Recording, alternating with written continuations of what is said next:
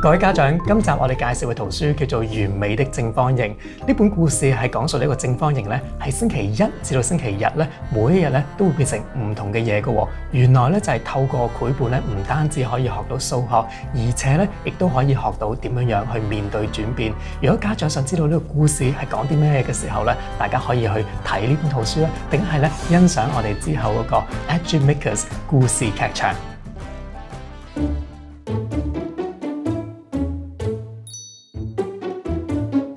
星期一嘅時候咧，呢個完美嘅正方形真係好完美啊！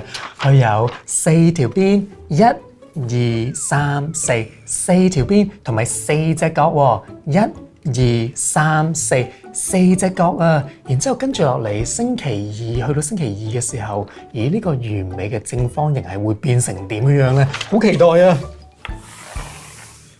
嚇！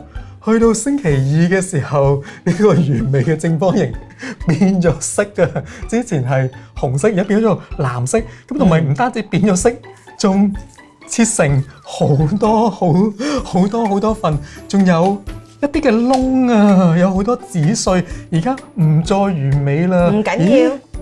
唔緊要，咁可以點樣啊？我幫你變下先。而家你將呢個正方形變成其他嘅嘢。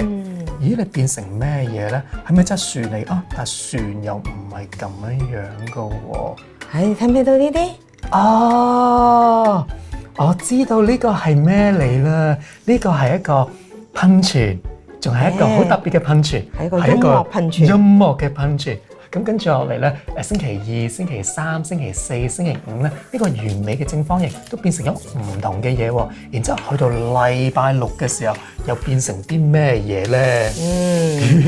星期六又轉咗顏色啦！嗱，之前我哋見到紅色啦，同埋藍色，而家變成咗呢個綠色，同埋分成兩節啦。咁同埋我哋再望下個表面巢晒，點解會巢晒？因為之前有人咁樣做咯。咦，秋月啊，而家完美嘅正方形變成咁啊！係喎，咁點咧？可以點咧？唔緊要，我哋唔需要唔開心，我哋可以將佢變成另一樣嘢。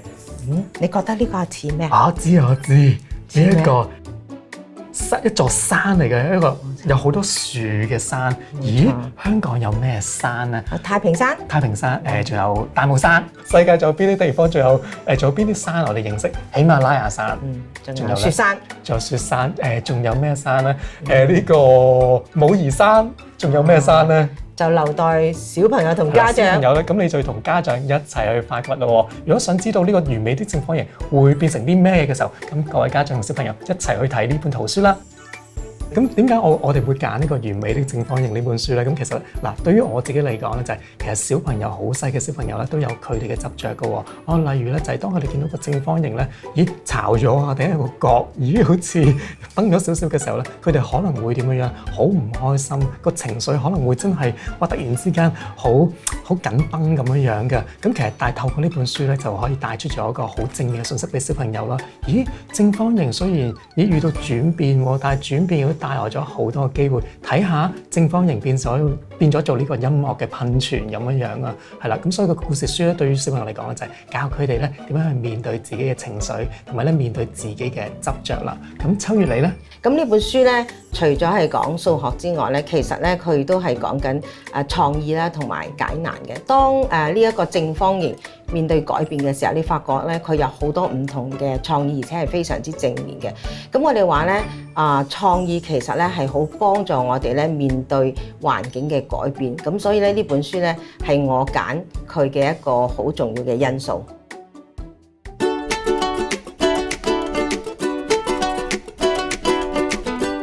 咁就住呢本圖書嚟講咧，咁我哋有咩延展活動咧？咁第一個延展活動咧就係，咁呢本圖書就講咗正方形由星期一至到星期日變成啲唔同嘅嘢，然之後家長可以做個延展，就去到再下個禮拜一又會做啲咩？下個禮拜二又會做啲咩嘢？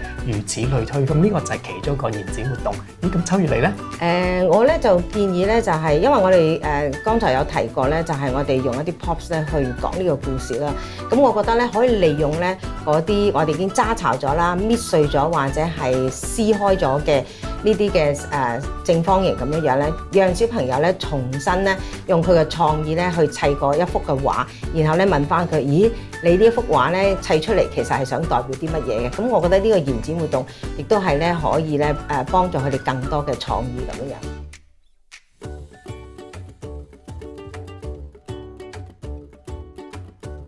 各位家長，就住呢本圖書《完美的正方形》嚟講咧，就係當大家同小朋友分享呢個故事嘅時候咧，其實都有啲小心得嘅。因為個故事咧就講呢個正方形咧就會變成唔同嘅形狀啦，定係咧會有時會俾人哋剪成好多份，定係撕成好多份，定係整巢咗。咁呢啲概念對於小朋友嚟講咧係有啲抽象嘅。咁如果你想小朋友咧更加明白故事嘅內容咧，其實應該咧就好似我同頭先抽咗個故事劇場咁樣，真係攞啲實物出嚟咧，同小朋友一齊去試啦。例如個劇情咧，講到呢個正方形變成呢個音樂噴泉嘅時候咧，咁家長真係可以同小朋友即係去試，我將一個正方形咧，我分成咧就好多份，然後將嗰啲唔同嘅配件咧，就將佢變成呢個音樂嘅噴泉咯。嗱，透過呢個實物操作嘅時候咧，小朋友嘅學習咧係會更加具體嘅。如果我哋有個實物嘅話咧，好似我哋咁一個好即係一個正方形嘅一張紙咁樣咧，咁小朋友可以透過摸佢張紙知道，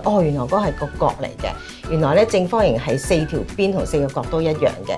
跟住咧，佢操作裏邊咧就係剪啦、釘窿啦。佢發覺咧，原來紙咧有呢種咁樣嘅特性嘅，加上咧應該有好多唔同顏色嘅，咁亦都可以咧就係從中咧認識唔同嘅顏色咁樣啦。咁我覺得博士講緊用呢種方法嚟到去幫小朋友去再深入睇呢本書咧，呢個係一個好好嘅提議咁樣咯。係啊，所以咧學數學嘅時候咧，其實唔係一定要用呢個補充練習簿定係工作紙嘅，其實可以透過故事同埋呢個實物操作咧，係啦，發揮少少嘅創意嘅時候咧，又唔單止學到數學，仲可以咧發揮小朋友個想像力㗎噃。